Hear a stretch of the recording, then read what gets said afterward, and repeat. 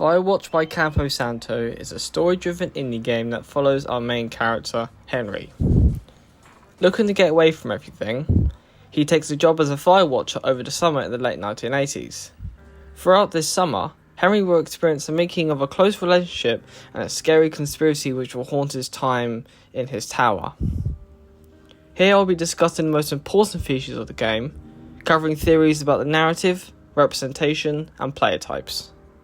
Firewatch is in basic terms a walking simulator, but its thriller-like narrative is what leads the player through its evolving open-world forest. As well as this, you can find discoverable objects that would start alternate conversations and find out interesting information about the lore in this world. In Firewatch, you are a man running from his problems back home, so he takes a job at a Firewatch tower for the summer to get away.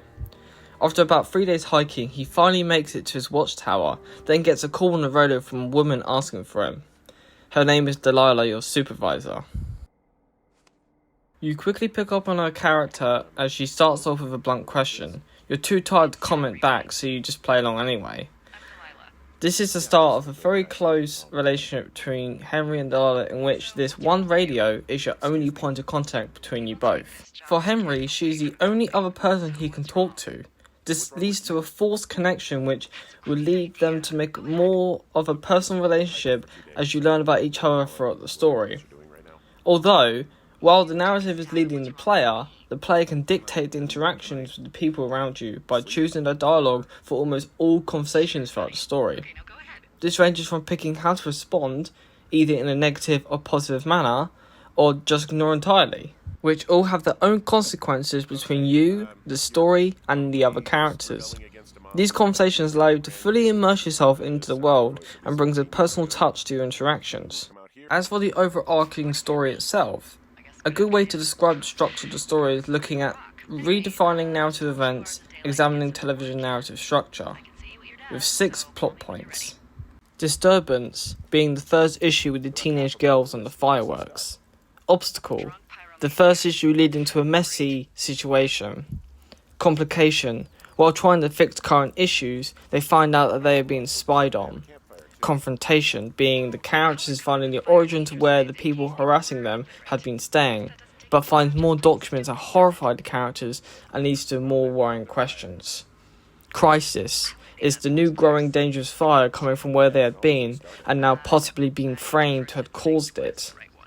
And resolution, in where they figure out the truth to who had been the culprit and why they did what they did, but with the growing fire, it causes characters to leave each other and go back to their original lives.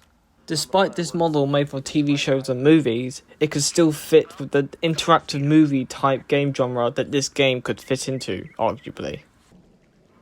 Parts of the narrative and the open world itself tries to represent a firewatcher back in the late 1980s, both showing aspects that are emphasized for real situations, but also simplifying others for the sake of gameplay and the story.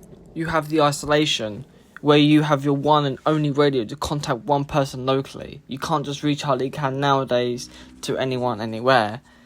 This is what people expected when they took this job back in those days. So this was emphasized for the real thing. You also have the usable map in-game, which helps guide the player to wherever they need to go.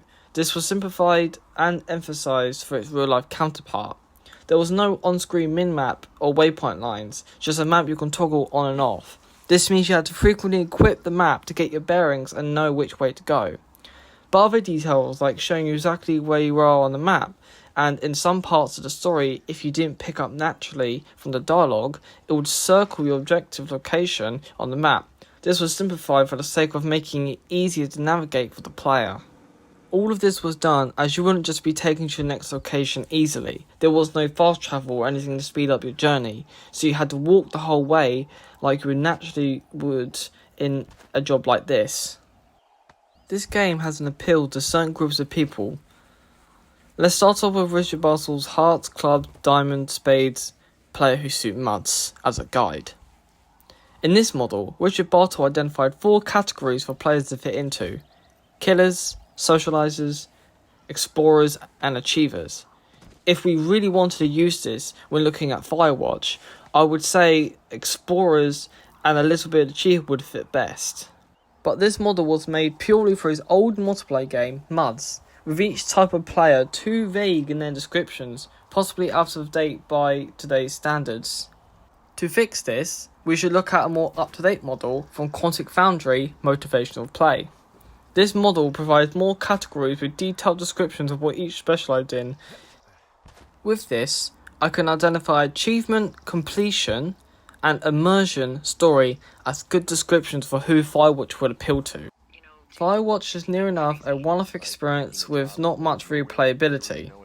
Once you've already played for it, the only option you have is to pick different dialogue choices, but the overall story arc is the same.